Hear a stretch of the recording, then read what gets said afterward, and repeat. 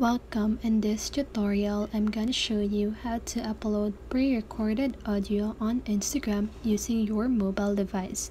So if you want to know how I did it, just keep on watching. So first of all, I want you to do is to turn on your screen record and record or play the audio that you want to use. Okay. So now just go ahead and open your Instagram application,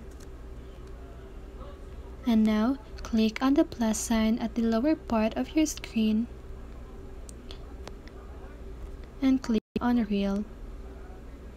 So now just go ahead and choose the picture that you want. So for example, this one.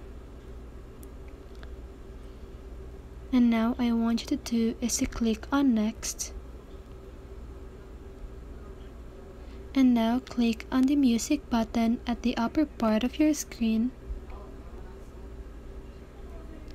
And now click on import.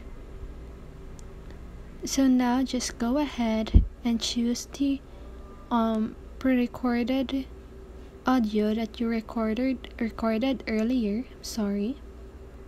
So for example, this one.